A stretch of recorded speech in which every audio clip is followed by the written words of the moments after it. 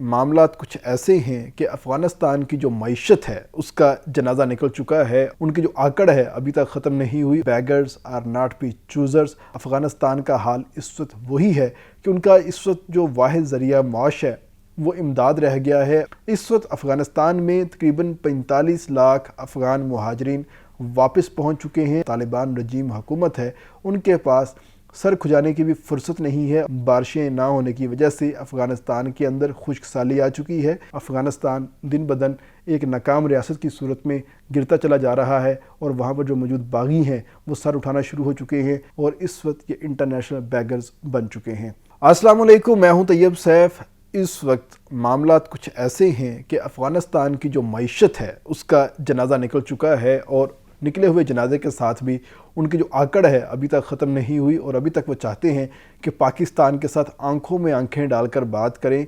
लेकिन मामला ये आ जाता है कि beggars are not be choosers और अफ़गानिस्तान का हाल इस वक्त वही है कि उनका इस वक्त जो वाहिद ज़रिया माश है वो इमदाद रह गया है और इमदाद भी अब दीगर जो ममालिक हैं, UNHCR है, अक़वाम मुत्तहिदा है, अपनी शराइत के ऊपर देना शुरू हो चुका है और वो अफ़गानिस्तान की कोई बात नहीं मानते।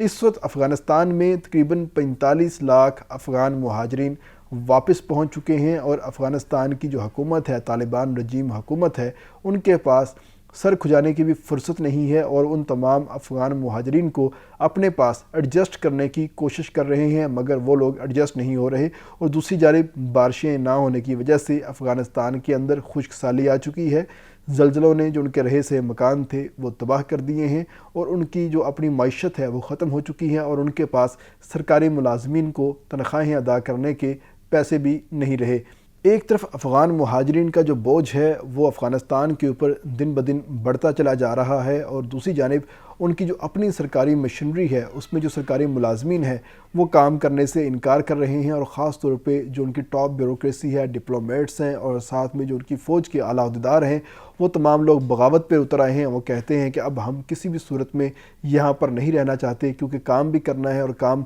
करने के बाद पैसे भी नहीं मिलने, तो उस काम का क्या फ़ायदा। तो जिसकी वजह से अफ़गानिस्तान जो गवर्नमेंट है उसने अपने जो अखराजात हैं उसके ऊपर कंट्रोल करना शुरू कर दिया है और उसको मुख्तलिफ नाम देना शुरू कर दिए हैं। इंटरनेट का जो ख़र्चा है, जो एक अयाशी है, उसको अफ़गानिस्तान की गवर्नमेंट बर्दाश्त नहीं कर सकती। उन्होंने इंटरनेट के ऊपर पाबंदी लगा दी, ख़वातीन की तालीम के ऊपर पाबंदी लगा दी। हालांकि पीछे मामला मईशत का था, उनके पास पैसे नहीं थे और कहा कि इनके तमाम जो स्कूल हैं उनको बंद कर दिया जाए। और उसके साथ जब मज़ीद अखराजात बढ़े तो उन्होंने 80 लड़कों के स्कूल भी बंद कर दिए कि हम उनको भी नहीं चला सकते और जो उसके अंदर तमाम तरह असातिज़ा थे उनको नौकरियों से फ़ारिग कर दिया। इसके साथ जो सबसे बड़ा इंसानी अलमिया वहाँ पर इस वक्त जन्म ले रहा है वो यही है कि 400 से ज़ायद उन्होंने अपने जो सरकारी मराकज़ सेहत है उनको बंद कर दिया और कहा है कि हम अपने लोगों को अब हेल्थ की जो फैसिलिटी है वो भी नहीं दे सकते। इन शॉर्ट, अफ़गानिस्तान की गवर्नमेंट अपने लोगों को अब 2 वक्त की रोटी खिलाने से भी कासिर है। उन्होंने हाथ खड़े कर दिए हैं कि खुदारा खुदारा खुदारा हमें पैसे दो, हमें इमदाद दो, उसके बाद ही हम ये जो अफ़गान मुहाजिरीन हमारे पास आ रहे हैं हम इनको पाल सकते हैं, इनको खिला सकते हैं, इनको एडजस्ट कर सकते हैं। इसके अलावा हमारे पास कोई दूसरा ऑप्शन नहीं है क्योंकि हमारे पास पहले थोड़ी बहुत जो तजारत होती थी वो पाकिस्तान के थ्रू होती थी, लेकिन पाकिस्तान के साथ हमने गलत जगह पर सींग फंसाए हैं और पाकिस्तान ने हमें सबक सिखाने के लिए तमाम तर चीज़ें बंद कर दी हैं, जिससे हमारा जो एक वाहिद ज़रिया माश था वो ख़त्म हो गया है और अब हम मुकम्मल तौर पर इमदाद के ऊपर गुजारा करने लग चुके हैं। और दूसरी जानिब जो अब तक का मुकम्मल एक डाटा फ्राहम किया गया है UNHCR को अफ़गानिस्तान की गवर्नमेंट की तरफ से, उसके मुताबिक बताया गया है कि 88% जो अफ़गान हैं वो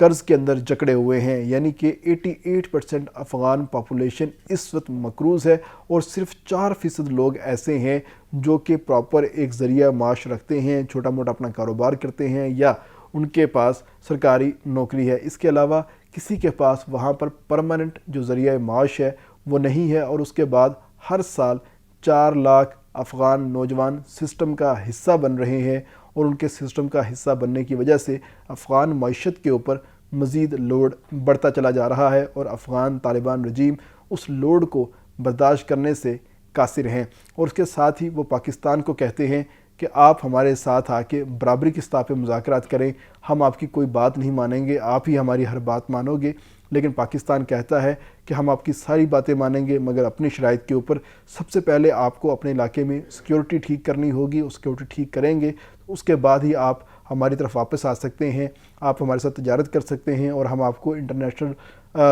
دنیا میں متعارف کروا سکتے ہیں اور تمام جو چیزیں ہیں آپ کی وہ بہتر انداز میں چلوا سکتے ہیں. لیکن افغان ابھی اس بات کے اوپر نہیں آ رہے, جس کے بعد پاکستان نے ایران کے ساتھ مل کر اپنی جو رپورٹ ہے وہ جمع کروائی ہے, جس کے بعد UNHCR نے کہہ دیا ہے کہ افغان گورنمنٹ ابھی جو پہلے والے افغان مہاجرین ہیں ان کا ہی لوڈ برداشت نہیں کر پا رہی. ابھی پاکستان کے اندر جو 17 لاکھ افغان مہاجرین ہیں وہ اور جو 25 لاکھ ایران کے اندر افغان مہاجرین موجود ہیں, یہ تمام بھی واپس افغانستان آنے کو بےتاب ہیں, کیونکہ وہاں کی گورنمنٹ نے ان کے اوپر پابندیاں لگا دی ہیں. یہ لوگ اپنی جو زیادہ موومنٹ ہے وہ نہیں کر سکتے, تو اس لیے ان لوگوں کے پاس کوئی آپشن نہیں ہے کہ یا تو کسی تیسرے ملک چلے جائیں یا واپس افغانستان آ جائیں, یا افغانستان ایران اور پاکستان کے ساتھ اپنے معاملات بہتر کر کے افغان مہاجرین کو نکالنے کے حوالے سے کچھ مزید ٹائم جو ہے وہ بائی کر لے. کیونکہ ان دو ممالک نے یہ فیصلہ تو کر لیا ہے کہ اب کچھ بھی ہو جائے یہ مہاجرین آج نہیں تو کل یہ ہر صورت میں واپس جائیں گے. اس کے علاوہ افغانستان کے پاس کوئی دوسرا آپشن نہیں ہے. میکسیمم اس کے اندر یہ ہو سکتا ہے کہ پاکستان نے جو ڈنڈا اٹھایا ہوا ہے, جو سختیاں کی ہوئی ہیں, ان سختیوں میں تھوڑی سی کمی آ سکتی ہے, اور یہ جو ایک ہم نے 6 ماہ کے اندر ان تمام لوگوں کو نکالنے کا جو پلان سیٹ کیا ہوا ہے یہ 1 سال تک تو جا سکتا ہے, لیکن یہ معاملہ ختم نہیں ہو سکتا. دوسری جانب جو افغانستان حکومت ہے وہ چاہتی ہے کہ ہم کچھ بھی نہ کریں, ہم ہلے بھی نہ, ہمیں کچھ کھانے کو دیتے بھی رہو, ہمیں کھلاتے بھی رہو, ہمارے نخرے بھی اٹھاتے رہو, ہم آپ کے ملک میں آگے دہشت گردی بھی کر جائیں, ہم آپ کی سرحدوں کے اندر دراندازی بھی کر جائیں, یعنی کہ ہم ایک کھلے بدماش کی طرح, چھٹے بدماش کی طرح پھرتے رہیں جیسے کہ پہلے پھرتے تھے, اور ہم کسی ڈسپلن کے اندر نہ آئیں تو ہمارا معاملہ چلتا رہے. تو پاکستان نے ان کو کہا کہ پہلے آپ ایک جنگجو تھے,